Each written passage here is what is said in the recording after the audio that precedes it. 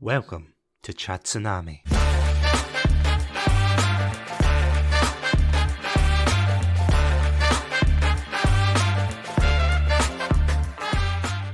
Hello everybody and welcome to the very first episode of Satsunami in 2022. I'm Satsunami and joining me today before I reveal the topic, I'm going to introduce the one, the only, the fantastic New Year sandwich, Adam. Adam, welcome back for another year of Satsunami. Hello. I've survived another year. Can't quite believe it, but I'm glad to still be on the airwaves, and I'm ready to give the Covenant back their bomb. Are you indeed ready to finish the fight in this episode? Oh, I was born ready to finish the fight. You could say you were infinitely ready. So, before we actually jump into what we're going to talk about today, how have you been over the festive period? I've been not too bad, thank you. It's been it was some hectic points. We had a busy Christmas day, but it was good fun in the end. Everybody had a good time, and had a bit more of a chilled New Year. So it's been good. I'm still making my way through all my holiday chocolate. I'm getting to the point now where I can't bear to look at chocolate anymore. I've gorged so much and enjoying my prezzies. So it's been all good. How about yourself? Yeah, very similar. I do sympathise with you in terms of the chocolate and the Christmas and festive snacks. I just look at them and think, my God, you disgust me. I haven't gotten to that step of, the January New Year's resolution where it's I'm going to go out for walks, I'm going to do this or that. It is far too cold and damp to be walking around Scotland just now. So you know what? Until then, I'm going to cozy up and just wait till it all blows over. A bit like Shaun of the Dead, hold up in the house known as Winchester. Have a nice point. And just wait for it to blow over. You want to be somewhere where you know where the exits are. Yes. Well, of course. Absolutely. But speaking of, being in a house and just being comfortable with lots of snacks. Last year, we had a good couple of games come out, didn't we? Not anything too groundbreaking, I would say, but one particular one which really shook people, that of course being Halo Infinite. I was laughing because I was thinking of our very first episode together all the way back in 2020, which I can't believe it's 2022 already. My God. Yeah, exactly. That's my response to that. Yes, we're getting old. We're getting old, unfortunately. Your lettuce is getting crinkly. I'm turning grey. How dare you talk about my lettuce like that? No. It's when you leave lettuce in the fridge for too long, it's... Ugh. Anyway, that aside, crinkly lettuce aside, for our first episode, we did a retrospective on the Halo series. The sci-fi space shooter that everybody seems to have fallen in love with, but nowadays it's not really as well revered, which is very peculiar, but, well, it's peculiar until you play the games, isn't it? And then you go, this is why people don't like it. At the end of that, I always laugh because we covered Halo 1 to 5 with a couple of the offshoots like ODST, Halo Wars, that kind of thing. We joked and said by the time this episode comes out, Halo Infinite will be out. Hey, yay! It was only December 8th, I think, that the campaign came out for Halo. Is that right? Yeah, I think that was the date. Yeah, I think the multiplayer came out just a week or two before that. Yeah, fun times. Fun times for that. So it took them a good couple of years to finish Halo Infinite, a game that has been highly anticipated. And I just got to ask flat out, was it everything you wanted and more when you finally played it? Yeah, pretty much. It really I would say lived up to my hopes, because I think I was a little bit concerned. Just with how long it was taking, and you do worry about, with some of the more recent entries, what Infinite was going to be like. But yeah, it definitely impressed me, basically across the board. And of course, this is spoilers because we are going to be talking about Halo Infinite in this episode. But I was kind of worried after the whole cyberpunk thing, not going to lie, because it's a way that the gaming industry is coping these days. Because you've heard that plenty of times, haven't you, Adam? Where a gaming company has brought out a hyped game and then they've said, oh no, we've got to delay it for the fans and everything, and everybody seems to say the same thing. They'll say, oh yeah, that's okay, no problem, you take your time, it's going to be amazing, and then by the time it comes out it's just cyberpunk. Isn't it? It has sadly been a more common occurrence than you'd like. So it's refreshing. It was refreshing to actually see a game be delayed and then actually, what I would argue, be very good. So that was actually a nice change of pace. And did you hop on to like the multiplayer when it was released? Because I know the multiplayer was released before the campaign, which personally I find that really weird. But you know, I suppose it was good of 343 to release it early. Yeah, like I suppose as well, like the campaign, I guess. The multiplayer will be the kind of moneymaker. Yeah. Moving ahead, I guess. So perhaps they wanted to get that up and running as fast as possible. I didn't touch the multiplayer until I think last week. Really, I didn't touch it at all when it came out. I was more interested in the campaign. I've never been huge into Halo multiplayer, I have to be honest. So I was more interested in seeing what the campaign would be like. So that's what I played first. And then after I finished the campaign, I thought I would have a go at the multiplayer. I have to admit, I was like, again, I'm in the same boat as you. I'm not as big into multiplayer in games, like especially for games like Call of Duty, like because unfortunately that's another franchise that we both, I was going to say like, but I think at this stage it's like tolerate. I like it. I'll be controversial and say I like it. Don't encourage them, Adam. It's too late. It's like first they ask for £5 at Christmas, then they're like raiding your bank account. Don't encourage them. Go ahead. Have anything you want. Take it all. You're just ruffling their hair. Go ahead, scam. Just give me the Second World War and I'll be fine. But after we did an episode on Call of Duty Vanguard, and of course I made my opinion very clear on like the multiplayer and things, and I feel as if like overall Vanguard just kind of reached like mixed opinions across the board, like some people saying it's a return to form, other people saying no, it's not great. So when Halo Infinite came out, I was kind of like, this is going to be, the same old stuff. And I'm not going to lie, although I am terrible at the multiplayer, I'm really bad, I really enjoyed it. It felt as if, you were returning to like a period of like childhood wonder almost. It's like it's not something I felt with a video game in a long time. And I don't want to get, too deep into that to be like, I'm getting old, Adam. I can see the Reaper. It's just I played the multiplayer. I really enjoyed it. And I will like get on to talking about the multiplayer a little bit more when we go into the main topic. But overall, I really enjoyed it. And then the campaign came out. I played the campaign. Spoilers, I enjoyed bits of it, but we will get to that. It has been quite an interesting journey, hasn't it? With not only the development of this game, but also really the reception and the kind of state it's in just now. Yeah, certainly it is interesting to see kind of responses to it and stuff. And I think it has generally had a positive response. I know some people are obviously more keen on it than others and everything, but yeah, I think generally certainly compared to a lot of more recent Halo games, I think it has had a generally more positive review than certainly 5 and probably 4 as well. I can't really quite remember. I remember 4 getting a lot of like praise at the time. Maybe that's me looking back nostalgically. So I think it has had a more positive response than some of the more recent entries. Certainly. It's like Halo 4, it does feel as if that was kind of the start of something new. So a lot of people were very unsure, and I think you're right. I think people generally liked it, but they were still kind of like, this feels weird, which is understandable because it was 343's like very first game in the series, so you can kind of understand that. But you know what? I'm probably getting ahead of myself. Will we just jump in and tell these lovely people listening at home what we think about the series?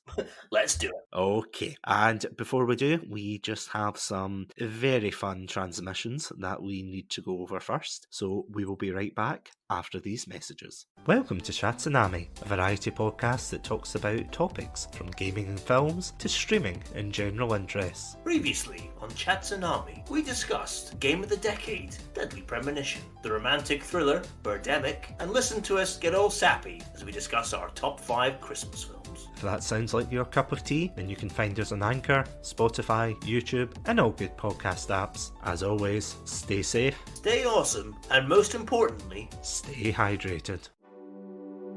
We are Beer and Chill Podcast. Podcast where we review TV shows, games, movies, and whatever else takes our fancy. So what are you waiting for? If you're a cool kid like us, you're gonna listen to the Beer and Chill Podcast. You can get it anywhere from Spotify, all the way to your grandmother's radio. My name is Jan. And I'm Craigie C. And we are Beer and Chill.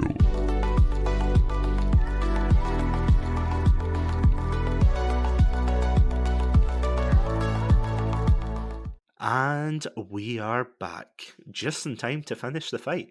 So, before we start with the campaign, because let's face it, I feel as if the campaign is the more meatier subject in this discussion, will we talk about the multiplayer first? Yeah, it makes sense. Yeah, so I'm quite curious, like, what did you feel when you were playing the multiplayer? Like, what was your first kind of impressions? The first match I played, so I've only played Team Slayer, which is basically Team Deathmatch, which is a 4v4 mode. So I've not really played any of the kind of big battle modes. So again, I maybe don't have the most like well-rounded experience of the multiplayer. But the first match I played, I really, really liked it. I had a lot of fun. I felt like I was worried going into the multiplayer that I would just be at like such a like disadvantage having not played as much Halo multiplayer. I thought I'm just gonna get wiped. I'm just gonna get like I'm just gonna get curb stomped here. But actually, I held my own, and I felt like I was actually able to, like, I was able to get into it, and, I said I could hold my own and everything. So I really enjoyed it. I had a lot of fun playing it. And so I've played some more matches since then. I've generally enjoyed my time with it. I'm not entirely sure if I prefer it to something like Call of Duty multiplayer, and I think maybe it's just because I've played more Call of Duty multiplayer. I kind of like, what I don't like so much about some of the Halo multiplayers, I find it a bit slower, like, especially, it takes longer to kill people, and as well, like, I don't like the fact that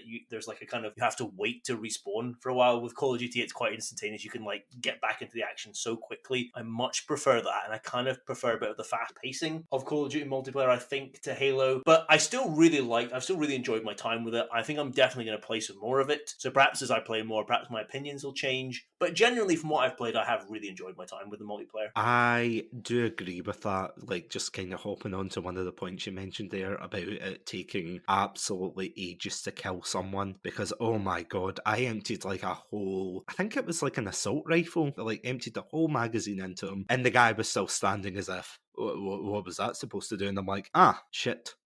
Right, time to get out of this one. And yeah, I got my ass kicked. I see what you mean. It is like a lot more slower, and I know a lot of people will defend that by saying like, oh, it's because they're in space armor, but it's like, yeah, I would agree with that. Out of curiosity, have you gone back to play something like the Master Chief Collection for the multiplayer?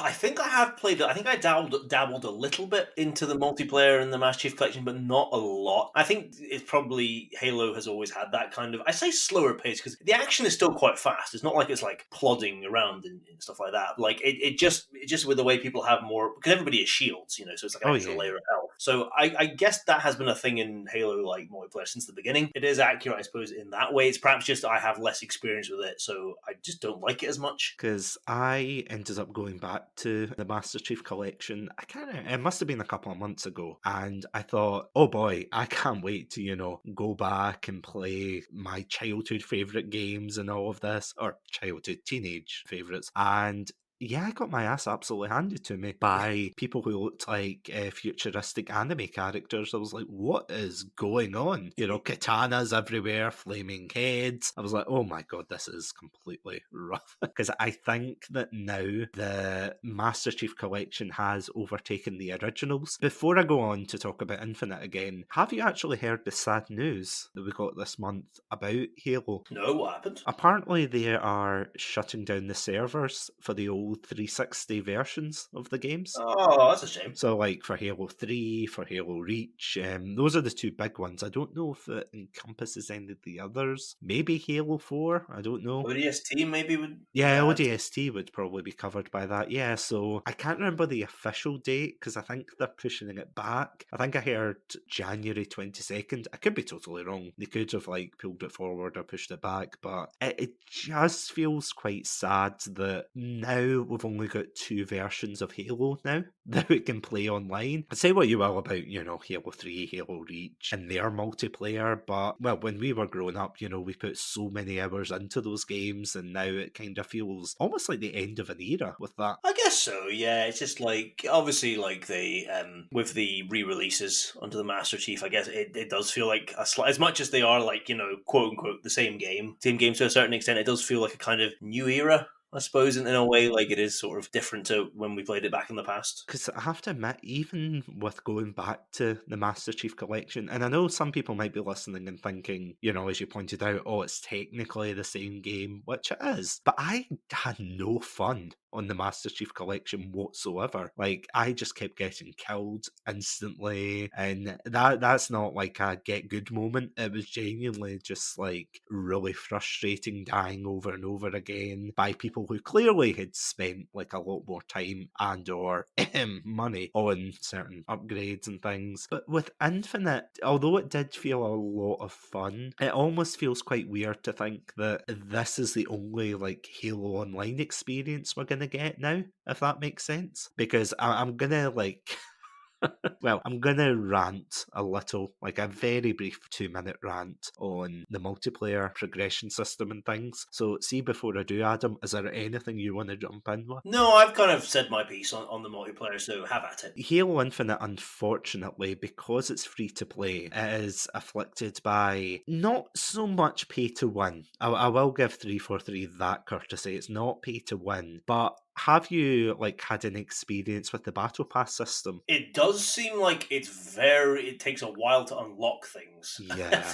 And level up. I feel like so I think I've gone up one level in the matches that I've played, and I definitely feel like, not to directly compare the two, but I definitely feel like the amount of time, if I put that into Call of Duty, I would have gone up several more. Yeah, no, I totally agree. That's exactly what I was thinking. Because as much as I didn't enjoy Vanguard, at least I thought that my performance in the games were kind of reflected based on like the progression system for Halo Infinite. And I could be wrong, because at the time of recording this, the only XP that it takes into account, as far as I know, is the challenges. And I think it's the amount of games you play. So I think you get like 300 or 200 EXP for the first game, and then it halves that up until a certain point. And those are the only EXPs you get. So I don't know. See, when you kill someone and you get like a headshot and it flashes up and it says 200 points or something, I don't think that means anything, does it? It's just numbers. Yeah, like it did. That's one thing as well. I did find it odd that when you kind of reach the end screen, I kind of found it a little bit difficult to tell like who done the best in your team. Sometimes I think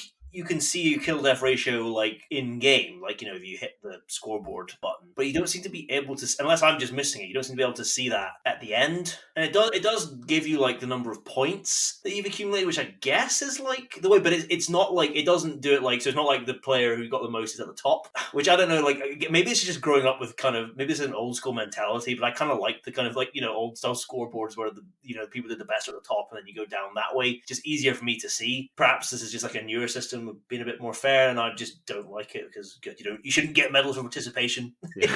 If you suck, you should see that you suck. But maybe that's just me with a very old school mentality. But I wasn't a fan of that, and I think you're right. It does just seem to be like those challenges that get you the kind of experience to level up, which is a very grindy. I think what annoys me the most is the fact that we had a better progression system in about 2010, 2011 through Halo Reach, and in Halo Reach, the way it worked was you would complete a game, you would get like so many points based on your performance and everything and your participation and all of that, and that would count towards, and I'm getting to the battle pass, so I'm looking at it in the corner thinking, you're next, don't you run away. But I absolutely loathe the battle pass in this, and I can't believe I'm saying this, but Call of Duty actually does it better. I'm not a big fan of the battle pass system, and I know it's been popularised by Fortnite, by Call of Duty again, so a lot of games are kind of taking off of that, and I wouldn't mind as much, but considering how slow it is to actually unlock anything, when years ago we had like a perfectly good system to level up, and now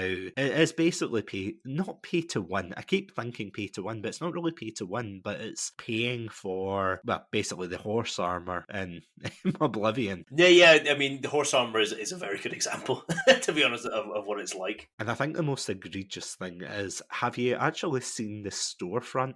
No, I've not actually been on to look at the store at all. Is it bad? Well, see if you want a thing of cat ears. Fun fact, if you want cat ears for your Spartan, you would have had to have paid, I think it was 1,000 Spartan points or whatever, like, Monopoly currency they're using. But that's equivalent to, like, £7.99, I want to say, give or What a take. deal. Yeah, for...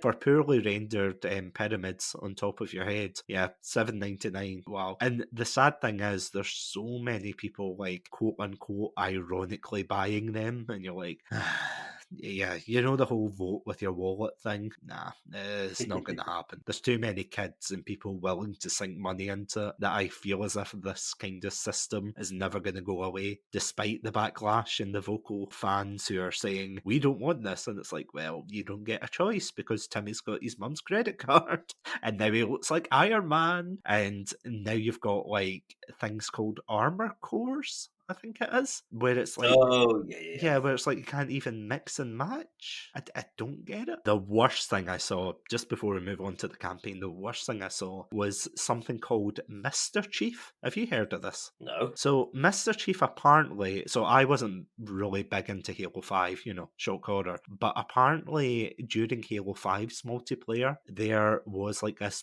poorly drawn version of Master Chief called Mr. Chief, and he was like trying to justify I think it was called the Rec system, and it was like basically loot boxes in Halo 5, and you know, he was like a very condescending character, and people really did not like this guy, or sorry, I say this character. Then they brought him in as like a charm, which was about, I want to say, it was like between 1,000 to 2,000 Spartan points. I mean, about 14 to 20 pounds you would be paying for a poorly drawn version of Master Chief and a couple of like sprays for the armor. And yeah, that seems to be the way the customization is going as well. That's a shame. That's a shame. If I could inject a potential note of optimism, Oh, go for it. I think it's fair to say that this multiplayer is still in a kind of beta format. Am I kind of fair in saying that? Oh, absolutely. It is still evolving. But that's to counter that. And again, you make a fantastic point. I feel bad countering to be like, you have a good point. But I feel as if a game that and I know it's on Game Pass, $10.99 a month, you can get it on Game Pass, but for a game that the retail price here is about £55, give or take. And again, as I said before, this is something that's kind of like a blanket on the whole of, you know, the gaming industry, but it does feel as if like a lot of companies are just releasing like half-baked games and then saying, oh, it's okay, we'll patch it later, and you're like, here we go. So that's what Halo feels like. It feels like one of those, even though, I have to admit, even though the game is more fun, I would say, I think their decisions, and maybe it's the pandemic, maybe they're greedy, like I can't speak on behalf of like 343 and what they were thinking, but it does feel as if there's a lot of misfires from their side in regards to the multiplayer. That's fair. That's fair. Yeah, I said like, and you make a good point about it being in beta and like, how like indefinite that can be, whether things will change, whether things will get fixed. So these problems might still be there a year down this time next year. Maybe even longer, but they may get changed. I don't know. But you are right; it is a kind of indefinite, state of play with it being in a kind of extended beta. But I mean, it's even like really basic things. Like I remember when I first started playing it, and although I did have fun, I will admit I did have fun with the game, but I couldn't even choose whether or not I wanted to play Slayer. Like I think, and correct me if I'm wrong, Adam, but I think it's changed now. Yeah, you can choose Slayer now. I had difficulty, I think, getting into a match of Slayer, so that might be a problem you might run into. It depends who else is playing it. Because I've heard like Team Battle as well has issues with getting into. Yeah, I couldn't get into that at all. The only thing I could actually get into originally was Team Slayer, so that's kind of what I've exclusively played. But the options are there. It is easier to find now, than it probably was like at launch. I don't know. I feel conflicted because I know they developed this game during a pandemic and everything, but at the same time, like did they have to release it as a beta? I hate to say this, but like the campaign definitely feels a lot more finished than the multiplayer. Yeah, that's fair. But the multiplayer, in some regards, it just feels as if they pushed it out and it's like, oh, here it is. It's like, well, what about co-op, campaign, Forge? What about this? These aren't really modes that I have to admit that I'm like up in arms at, because I've never really played much Forge, but I know a lot of people in the community are really into these modes, and they've created amazing things, and machinimas as well. It just seems baffling. But 343 said, oh, we're not gonna produce like something half baked, and I'm not gonna lie, like, although it does look nice, you can still see like the duct tape holding it together in some regards. Like, it's still fun though. But speaking of fun, to borrow a phrase from yourself, will we inject a bit of optimism in here and move on to the campaign? Let's do it. Let's put our positive thinking hats on. Since it's 2022 and it's the start of a new year, let's not break old traditions. Adam, what is Halo Infinite about? So, Halo Infinite takes place 6 months after the destruction of the UNSC Infinity, which is one of the flagships of Earth, Earth and its military force. And the ship is destroyed over this newly discovered Halo ring called Zeta Halo, I think, if I remember rightly. Yeah. And basically, during the fight, Master Chief is launched into space by a brute war chief called Atriox. And he's recovered 6 months later and awakens to find that basically the surviving members of the Infinity and the UNSC had been fighting a battle on Zeta Halo against a new faction called the Banished, which comprise a lot of the same enemies that formed the Covenant, but they are a kind of splinter group of the Covenant. And the UNSC have been fighting this battle against the Banished, but have lost. All hope seems to be gone. Like, the UNSC forces are either dead or captured by the Banished. And so it's up to Chief to basically take the fight to the Banished, liberate, captured UNSC soldiers, rebuild the UNSC force on Zeta Halo, and also discover the kind of mysteries of the ring, why the Banished are interested in it, and also what Zeta Halo has to do with his former AI partner Cortana. And so that's kind of the central premise for which the game revolves around. And may I just say, what a fine recap.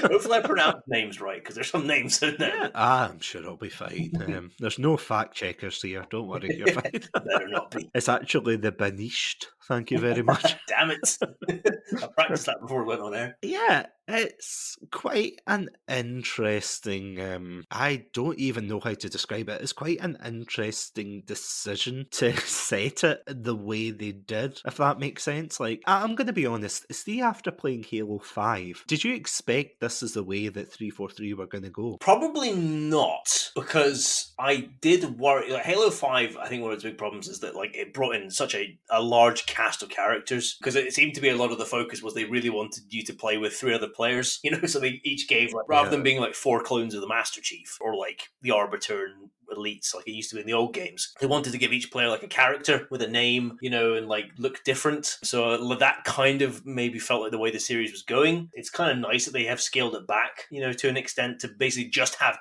Master Chief as the main character. That was a nice surprise to find. I don't know if you felt the same way, but do you feel as if this almost feels like a soft reboot? Because, like, again, for long-term listeners, you'll know that your first Halo game was Halo Combat Evolved, the very first Halo game. Would you say that, like, this is quite reminiscent of that game in some regards? Yeah, first of all, like, soft reboot, I think, is the exact right term for this. It definitely feels like something new, certainly the last couple games. I totally agree with your second point there. Do you know what this feels like to me? In the same way that, like, people said that, like, Legend of Zelda Breath of the Wild was the Legend of Zelda game that, like, the Miyamoto and Nintendo wanted to make back in 1986 when they released the first Legend of Zelda game. This, to me, Halo Infinite almost feels like the game that Bungie perhaps wanted to make back in 2001, because the kind of open world of Infinite is really reminiscent to me of some levels in the original Halo, especially levels like the Silent Cartographer and also the second level of the game where you first land on the Halo ring. And it is this large kind of open environment with a lot of kind of freedom of movement. But whereas in 2001, there was these kind of large maps, there wasn't always that much in it.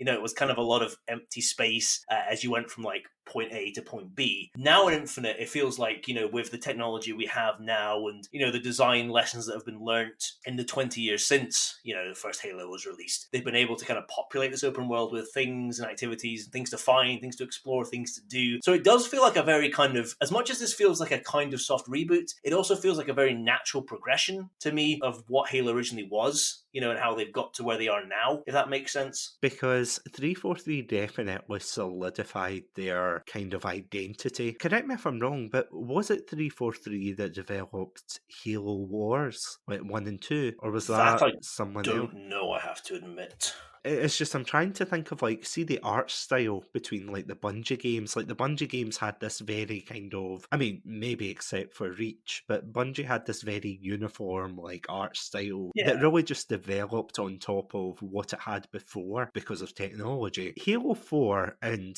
I know you and I have kind of joked about the art style being terrible and things, which it is, but because it's there's so much going on in Chief's armor, there's all these kind of wee small bits, and for the Forerunner technology, it's all too bitty, and they kind of developed that in Halo 5, and it looked even worse. I'm sorry for anyone who is a fan of that art design, you're wrong. It just looks horrible. It looks absolutely atrocious. For Halo Infinite, I was really surprised they went back to basics with the designs. The armor looked a lot smoother. People were kind of joking, saying, oh, it looks, like the old games, in a kind of derogatory term. But I have to admit, going back to what you were saying, I think this is what the franchise needed. It had to kind of scale itself back a little bit, both with its design, with its kind of characters. And while I'm not the biggest fan of the Banished, I will say that because it is all the same aliens, you've got the elites, you've got the grunts, the jackals, the brutes, of course.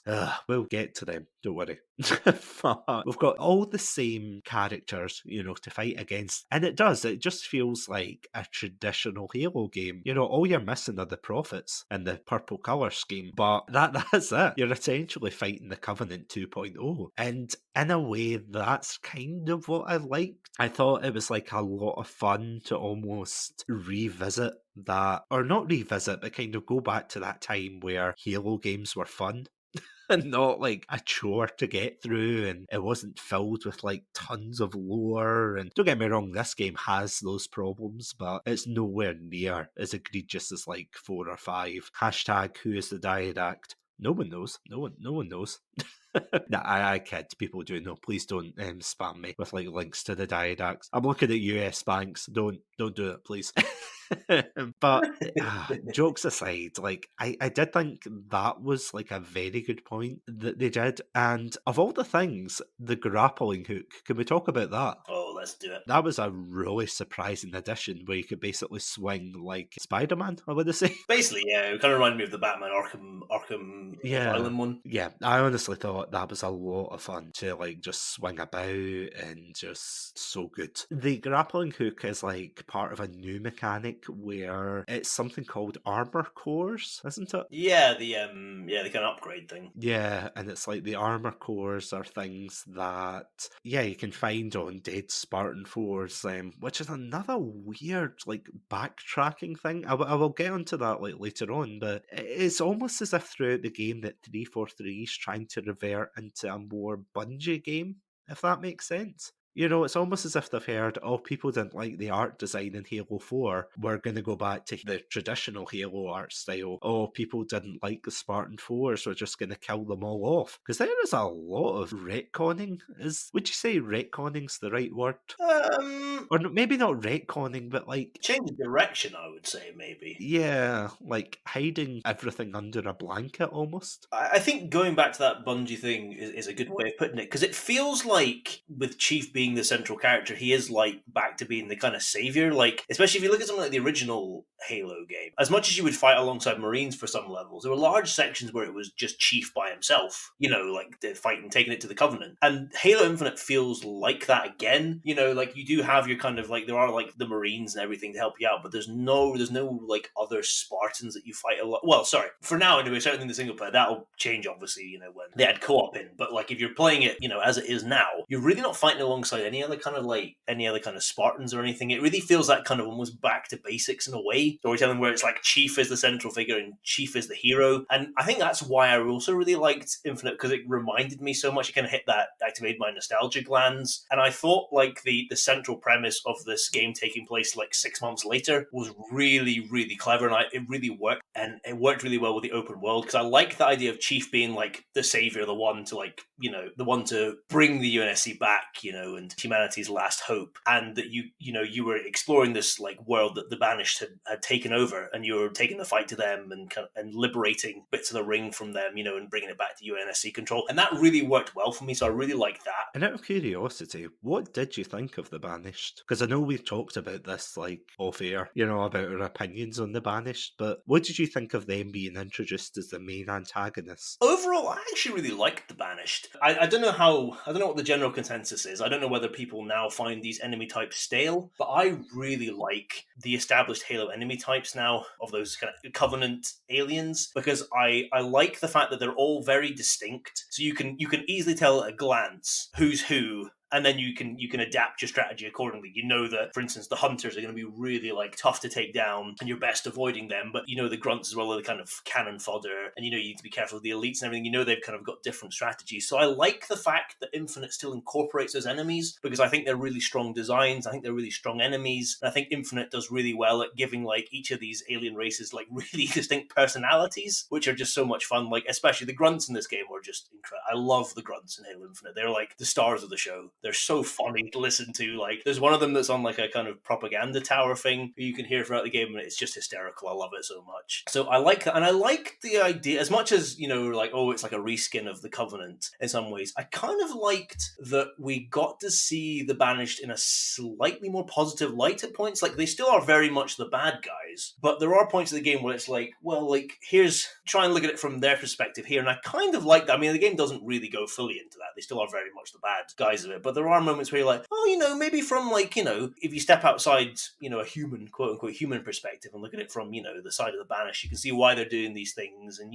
there's a bit of honor there to them and everything. So I kind of liked some of those themes that the game brought in. I found it a little confusing at first because, like, so the person who takes Chief out is a brute war chief called Atriox, and I just presumed that was going to be the main antagonist of this game. Same. Spoiler alert here again, he doesn't show up again until the end credits.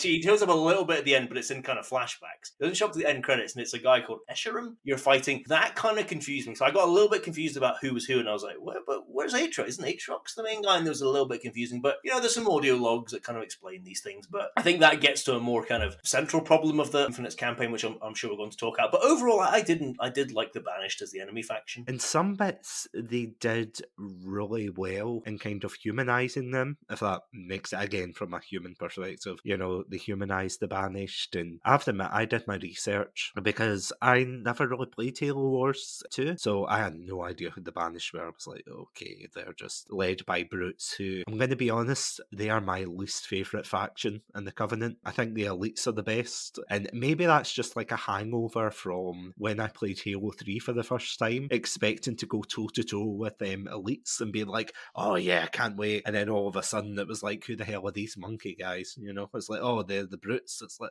I don't want to fight the brutes. I want to fight the elites, and you don't get that, and you're like, oh god, I'm not a fan of the brutes. Like, it's almost like 343 ARM trying to make them a thing, and it's like, please stop. But clearly, they've taken off, so there's not really much to be done about that. It's weird because, as you said, on the one hand, it's like, oh yeah, sure, like the Banished are like this faction who are very wronged by the Covenant. They're used as like meat shields and things like that. They were used for basically suicide missions, and they're just disposable, and that's why Atriox took power, blah blah blah. Can I just say, by the way, none of this is explained in Halo Infinite, and this is where 343 again fall into that trap of explaining nothing unless you hunt for the audio logs or you read a book or something. The Banished just appear. Did they explain the Banished? Not, I mean, again, you hear a little bit in audio logs, but like you telling me that about them being the like meat shields of the Covenant, I had no idea about that until you just told me. Yeah. This game has a problem with context, which I'm sure we'll get into in a little bit, but yeah, they don't really do that good a job at telling you who this kind of faction are, apart from like they're like the next version of the Covenant to an extent, I guess, to simplify it. Yeah, it's really not well done. And I do like the audio logs, but one thing that did annoy me was like, you know, you go through the world and it's like, oh, what happened to like Spartan Locke, for example? Or, you know, don't get me wrong, I'm not like a big fan of Spartan Locke, but apparently he's dead because of like one throwaway line from one of the grunts that said that one of the Spartan killers, Hyperius, I think, has his helmet on his shoulder. And then he's like saying, oh, he didn't last long, ha ha ha ha. Blink and you'll miss that, like, small fact. I bet I did. Until you've told me. Yeah, no, genuinely, like, I remember hearing that, and I didn't hear it until I looked it up on YouTube, and I was like, oh, because you don't really understand what happened to anybody on the Infinity. And again, I know I'm very biased against, like, this trilogy of games, but I hated the Infinity. The fact it was, like, a super duper special ship, and the only time that it shines and actually does anything good is on the spin-off for, like, Spartan Ops. And I was saying this to one of my other friends who's like a big Halo aficionado, but I was like, let's review the Infinity. You know, what achievements has it had in the video games? Halo 4 crashes on Requiem, the Forerunner planet. Halo 5 has to run away from Cortana. In Spartan Ops, while it does, like, rip through one of the Covenant ships, it also gets, like, blasted and boarded by the Prometheans. So it's like, well, or Promethean Knights, so it's like, well, not doing well there. Halo 6, you know, maybe Infinity will shine, because it's called Halo Infinite. Nah, just gets blown up right at the beginning in 4 minutes, they say, which I don't believe, even for the like space version of Sun Tzu here, who's like blowing up, you know, the Infinity in a couple of minutes. It's like, sure, okay, 343. And I get that's what they have to do, like, you know, kind of establish, you know, the basic premise of Chief being alone and the UNSC being in tatters, but really, I don't know, like, The Banished for me, although, again, it feels like a soft reboot, it feels like because they can't use the Covenant, and for some reason the Covenant Remnant hasn't taken off, they've been like, oh yeah, The Banished. Because something else, and again, this is me deep diving into the lore, so Adam, please feel free to stop me whenever you're ready.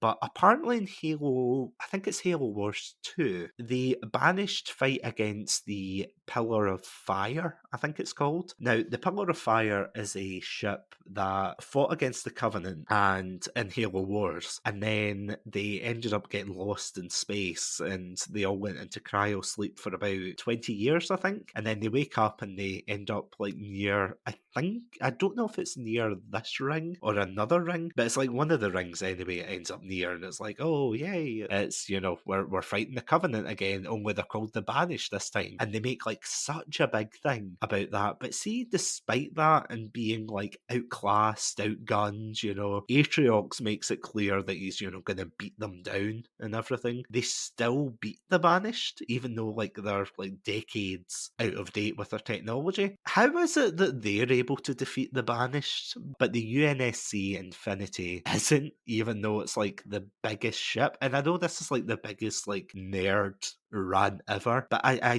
don't get it. I feel as if they wrote themselves into a corner, and this is something, do you mind if I jump on this point just about the villains? No, go for it. I feel as if 343 have a really bad problem with being able to write a good villain. So you have the Diadact who apparently he created like a Promethean army to fight against the Flood. He wanted to save his people, blah, blah, blah. But unless you listen to like that long-winded speech by the librarian or listen to like the hundreds of terminal logs, you know, you're not going to get the full experience of that. You don't get him like monologuing about like his tragic past or anything. He just, he calls you like I can't even remember, he calls you something, then throws you through a building. Same with Halo 5. Cortana, she's just evil now for some reason. Is it because of her rampancy? Is it because she... I can't actually remember why she turned evil, do you? Isn't it to do as well, part of it's her rampancy, is it not also to do with the fact that, like, she's like an avatar for Dr. Halsey? Isn't it? Like, it's not like she's not just like an AI, she's like a special kind of AI. So I guess that maybe adds into it. She's got more, I don't know, like potential or whatever, more agency in a way. Probably. It seems as if it came out of nowhere. And then you kind of think, okay, is 343 going to follow up with that? Are we going to get like this emotional, finale? Like literally the game begins with Atriox is dead, Master Chief's been dead for 6 months and then he's come back. The UNSC is dead, Cortana's dead. And you're like, okay. This clearly went through one set of eyes when they were proofreading the script.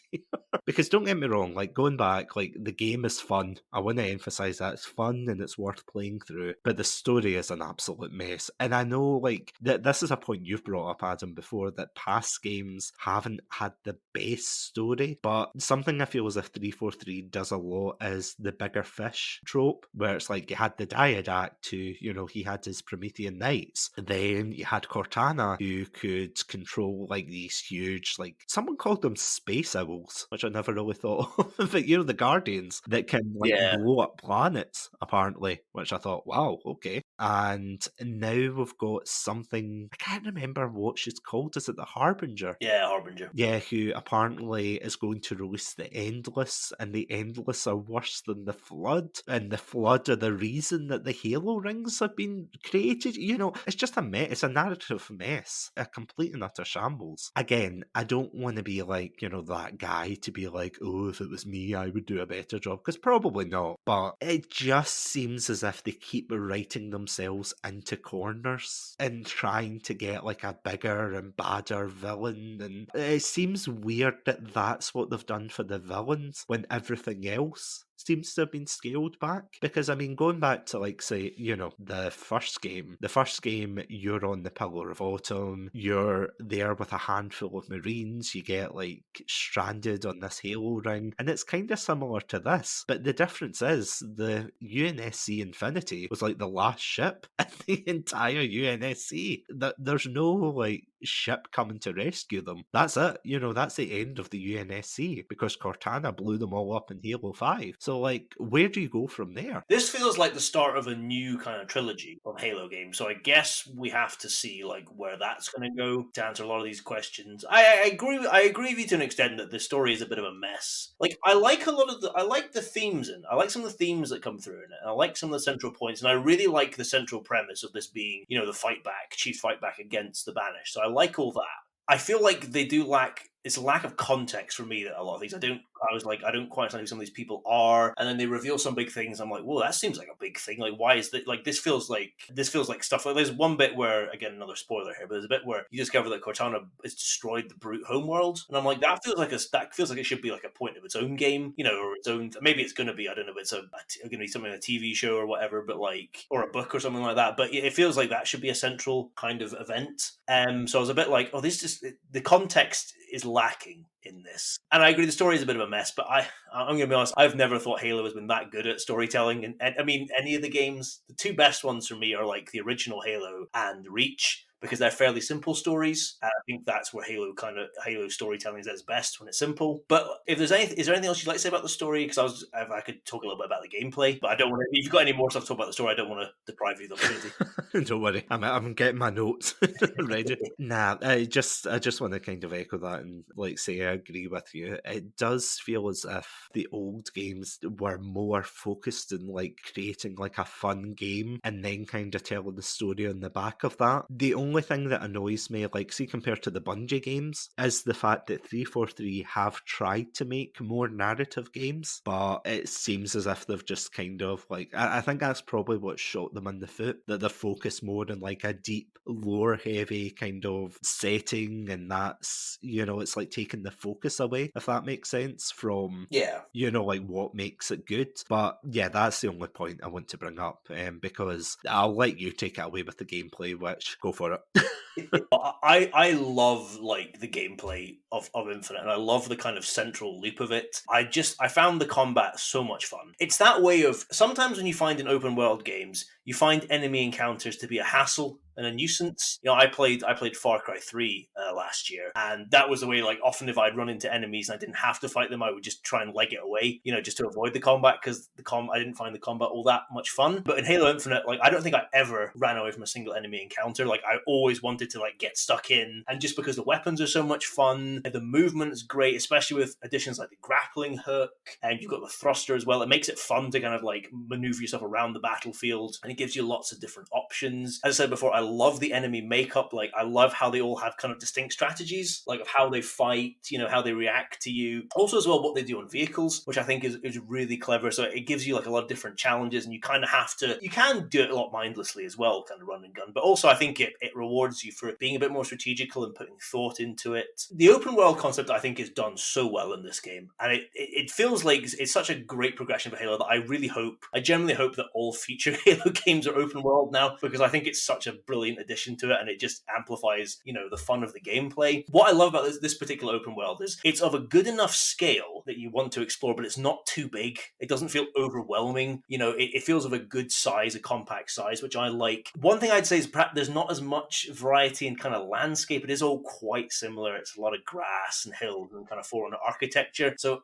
maybe in the future I'd like to see a bit more variety in environment. But what I do love is that this feels like a world where there's been a huge battle, because you can just see the kind of detritus of like the UNSC's war with the Banished, and you come across like battlefield with like corpses still on them, wrecked vehicles, like guns lying about. I love that this feels like, it kind of feels like a living, breathing world, you know, where stuff has happened in it, and I really appreciated that kind of environmental storytelling in it. So the open world, I think, is great. One issue I do have is that for a lot of the main missions of the game, they go into they're very linear missions where you're in kind of one environment, and it's a lot back to that kind of corridor shooting, which has been a staple of Halo since Halo Combat evolved 20 years ago. For the most part, I like those missions. I don't think there's any really ones that stand out as I thought, oh, that was a slog. So I think they're quite well. But I had more fun exploring the open world, especially towards the end. Like the last 4 missions, if I'm not mistaken, basically happen back to back. So you're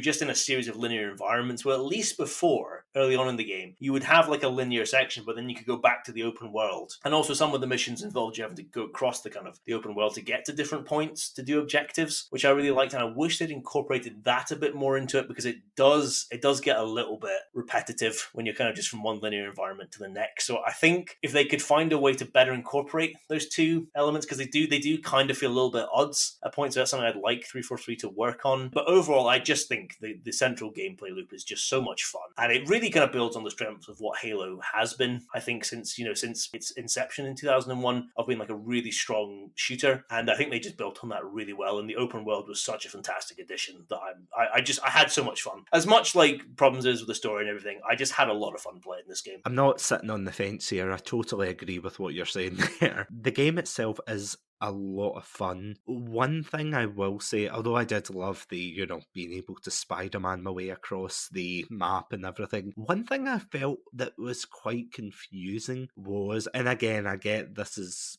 probably, to encourage you to use other armor cores, because that's been kind of a staple since, I want to say, Halo Reach. You've got the different armor abilities, like in Reach you had like armor lock, the hologram and things. In Halo 4 you had them as well. Halo 5 I cannot remember for the life of me. I think you had them probably, but haha, who played Halo 5? For this, it's like they have boss fights, which and correct me if I'm wrong, Adam, but I don't think we've really had many boss fights since, no, we had some in Halo 4, didn't we? Halo 2 has one right at the end. Yeah, I remember that one. Halo 3 technically has 343 Guilty Spark. Yeah, Halo 5, technically you fight like one of the Guardians quite a few times. It has that one boss fight there. Oh, the Warden. The Warden, sorry, not the Guardian. Yeah, oh god, yeah, that was a slog. The weird thing for this was they give you an expansive open world, and then as soon as it gets to the boss fight, it's like they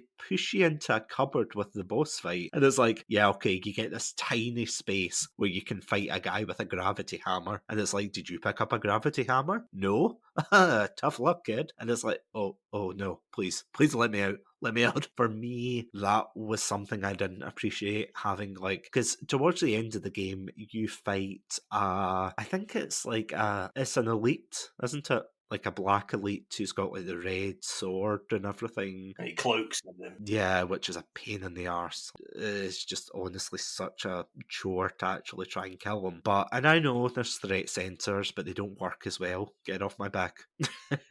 In that particular level, they have like this huge like training facility, which I don't know if the training facility came before or after the fact that they blew up the UNSC. I actually don't know. I'm assuming it's after. But like you have this huge environment where you can fight them, and then they just lock you in a cupboard, and they're literally like, okay, you've got to go toe to toe with this guy. And it's like, this is one of the worst boss fights ever, next to the gravity hammer guy. I didn't mind the Escherum fight, I will say. I thought that was okay. But yeah, 90% of the time I just used the grappling hook. And I did like the FOB bases. One thing I will say is sometimes it did feel a bit repetitive, and it got annoying at some points that I couldn't find, where you were supposed to go in the bases, if that makes sense. Some of them were, it was clear, oh, you go through this door, you go through that door. But in other ones, it's like you had to run all the way across, and you're like, really? Is this... Am I getting my steps up today? One thing I will say, just kind of one final point, but going back to what you were saying about the environmental storytelling, I did appreciate the audio logs. Like, as much as I'm kind of saying, why weren't they telling us this or that, I did like how you could go into like caves and things and see like a blown up warthog, or see like sleeping bags, and like but listen to audio logs of like scared Marines and things, and some of them like filming their last, or rather recording the last goodbyes to the family. I thought that was really well done. I will admit, I got quite emotional. I was kind of like, wow, this is actually quite powerful. It's just a shame that they didn't actually make the main villain more blatant, because let's face it, like, the Banished have never been in a main Halo game other than Halo Wars 2, but if you hadn't seen them in Halo Wars 2, you would have no idea who they were. You would just think, oh, it's the Covenant again. Again, that's more of a storytelling thing. Yeah, no, I did enjoy it, and I loved the fact that you could just... It's going back to what you were saying about things being, like, really identifiable. You saw a ghost, you thought, oh, I'm having that, grapple hook. Nope. One thing I will say, the hunters, scary as hell. I don't think I've ever been so terrified in a Halo game. I was like, oh no, because they actually run after you, and they have like several short bursts. So you know what, like, fair game. I have to admit, like, although I kind of ranted on the storytelling, I feel like the gameplay is for the most part top notch. And do you think, like, kind of as a closing point, but do you think there will be DLC for this game? Has there ever been DLC for another Halo? Other than ODST, haha. I think other than, like, multiplayer maps, maybe? I don't think there has been. I would guess probably not. I don't know, because it kind of feels like, because you can go, basically, once you finish the kind of main story, you can go back to the open world. It's very akin to most kind of open world games, where it's like, oh, you can now go collect the rest of the audio logs, I don't know, like find your upgrade point, find those upgrade points. There's other collectibles as well, you can do it. It kind of feels like that. So my guess is no, but I might be wrong on that. Yeah, I'm just having a look just now at, like, kind of past DLC, and it seems to be mainly to do with, like, map packs and things like that. I mean, maybe there were some cosmetics, but it's mainly like map packs. I have heard like rumours about it, but I don't know if this is people being hopeful, or this is something that was like officially announced that they were going to do DLC maps or DLC stories. Fair enough. I hope that's the case, because I would love to see a lot more of this game. I would like to see them kind of explain if, I don't know, if the Banished open up a coffee shop or something, or where's Locke, where's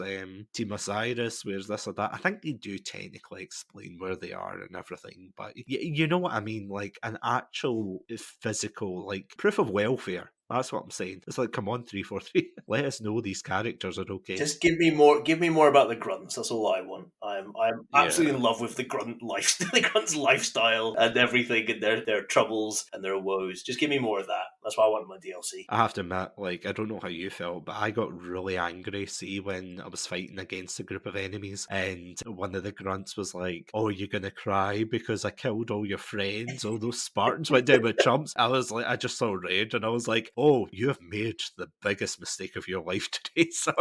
There was one bit that cracked me up. Absolutely, I got killed yelled when fighting a group of enemies, and there was a grunt there, and the grunt was just like, "Does this mean I get a pay rise?" And that just cracked me up more than anything. I think I've seen the game in a long time. It was hysterical. Oh, they're great. Between that and the propaganda towers, Oh, they're it's so so fun with good. that propaganda tower stuff. So yeah, just to kind of finish up, is there any kind of closing points you want to make about this game? I would just reiterate that I had an absolute blast with this game. I really enjoyed the campaign. Like, as much as there's problems with the storytelling and its context and everything, I just had such fun with the gameplay. Basically, with very few exceptions. I totally agree with you on that gravity hammer fight with the brute. That can go to hell because it was the only thing in the game that I thought was broken and was just unfair. The game is challenging, but I always felt like it was like, if I died, I always felt like, well, but I made a stupid decision there, or like I'm not quite good enough at it yet. So like I didn't so much mind. That was the only bit where I was like, no, I feel like I'm getting cheated here. So I agree with you on that point. But like I really loved this game. I had so much fun. I'm probably still going to jump back in to do some more stuff in like the single player because I really enjoyed it. I love the world. I've had fun in the multiplayer. I will play a bit more of it. I don't know how long it'll keep my attention, but we'll see. Like maybe I'll get more into it. But yeah, like I really loved this game. I was so happy to see it. It felt like I kind of returned to form to Halo for me. And I think like the first Halo game will always be my favorite because it's like the most important game to me in like my in my gaming life. But like outside of that, I think this is probably the best Halo game. If you take away my nostalgia for the original, I think Infinite is probably my next favorite Halo game. I just had so much fun with it, and like yeah, it's not my favorite game of last year was the Forgotten City, but Halo Infinite comes in a definite second place. So I think, yeah, that's what I'd say. I really like this game. I have to admit, although, again, I kind of ranted about the multiplayer and everything and the storytelling, and while I do think this game has a lot of problems that it needs to iron out, I think it's a fun game. I'll just like echo your opinion there, but I genuinely do think this is a really fun game. It is a game that I, honestly, like maybe I'm just getting cynical in my old age, but I haven't had fun in a game like this for a good while. And the fact that it kind of brought me in and it honestly just felt like the old games again, which I know, like I've been complaining saying, oh, the Banished are just the Covenant 2.0, which they are. I mean, come on. But at the same time, it just felt nice to be able to like zip along Zeta Halo and just have so much fun with the game. I really do hope that they do have like DLC campaigns for this game. I don't think it's been officially announced, so again, I think this is just people on like Reddit or elsewhere saying that this is going to be the case, but I mean, I hope it's the case. If it is the case, fantastic. Cannot wait for more Halo Infinite. And if you haven't checked out this game and you have Game Pass, honestly, I mean, it's free anyway, but I would recommend it because I think this is probably the most polished Halo game out the series so far, because the other ones, as I said, although I've got issues with 343, the one thing I can say is their gameplay is usually on point. Like, I never feel as if I'm kind of like moaning about a kind of archaic, not a game structure, but like controls or things like that. So yeah, 10 out of 10 for the gameplay and the fun aspect. I do agree with what you said about the brute with the gravity hammer. He can go to hell. He sucks. Don't bring him back. Yeah, the Spartan killers can go to hell. Can I just say this just as one final point? The Spartan killers kept going on saying, oh, we killed Spartans, They killed Spartan 4s. Not the same. That's all I just want to say about that. Actually, sorry, one thing before we do finish up. There's actually one character or two characters we haven't touched on. That, of course, being the pilot and the weapon. Well, what did you think about them? I really, really liked Weapon. I thought she was a really good addition, and I liked the kind of back and forth she had with the Chief, and it did remind me of that kind of original pairing between Master Chief and Cortana, but I thought it had a nice kind of little new spin to it, so I really liked Weapon. I kind of enjoyed finding more out about her, like, purpose and creation and everything. The pilot, I really could care less about, to be perfectly honest. Like, I get like why he's there. It's trying to be it's like a more kind of like human perspective, but I'm here for the Chief, man. Like, I'm not here to listen to some ordinary, like, Joe whine about, like, oh, I want to go home. This is Chief. Chief's here to take down the Banished. That's what I care about. I don't really care about this guy's problems and everything. So he didn't. He just fell flat to me, honestly. But I really liked Weapon. And how did you feel about the Chief? Just kind of jumping on that point, how did you feel about the Chief's development? This game reminded me why Master Chief is still one of my favorite video game characters. They get him perfectly here because for most of the game, he doesn't say sentences of more than 4 words. 4 words are usually the max, which is exactly what it should be for the Chief. I felt he comes across as such a badass in this, and I love it. But they also do give him a bit more characterization, a bit more personality, and you do see a bit more of his kind of human side, which I really liked. So I really did like what they did with the Chief. I thought he was awesome in this game. I think it was a positive step in 343's side to kind of humanise him a little bit. I have heard people who don't like that kind of move. They think that Chief should be, again, just this robotic Joe who's just beep bop. I've got no emotions and things. And I get that because he's like a child who's been kidnapped, he's been turned into a super soldier and everything. But the way they're kind of, given that introspective of, developing his character and how he feels and how he feels guilty about Cortana, I really, really like that. Yeah. And I like how protective he was of the weapon and everything, and how he even gave a wee pep talk to the pilot and was like, oh, we're only human, we can bounce back and everything. It's you go, Chief, you've developed a lot. And then of course you get space monsters shooting at you and you're like, okay, that moment's ruined. But it is worth it though. I thought it was really well done as well. And yeah, as I said, if you haven't played this game, go check it out. It's free on Game Pass. You won't regret it. I say that as many people have downloaded it and regretted it probably, but you know what? Their opinion doesn't matter here. Satsunami is not liable for any opinions on the show. And with that note, as always, Adam, thank you so much for joining me today. And most importantly, thank you so much for kicking off the new year with a very near and dear franchise. It's a great way to start, and it's nice to retread some old ground. Well, obviously it's a new game, but nice for us to retread some old ground looking back to our first episode. So yeah, it was a pleasure. For all you listeners out there, if you think this was the last you were going to hear about Halo, I have got a very nice surprise. So this month, as you might have seen on our social media, we are indeed going to be focusing on Halo this month. We are going to be focusing on the anime. We're going to be focusing on some very fun trivia, which I know you've been looking forward to. And yeah, just general retrospectives. We're just going to be looking at Halo as a whole. And yeah, I'm really looking forward to it. And I know you've said you're excited as well. I can't wait. I can't wait for the journey, the great journey to begin, as the Covenant would say. Well, I've just got one thing to say to you, Adam, though. Were you blinded by it? The majesty. The majesty of this episode. When you listen to it for the first time. I will be blinded by it. And as we go and try to activate the Halo rings, stay safe, stay awesome, and most importantly, stay hydrated.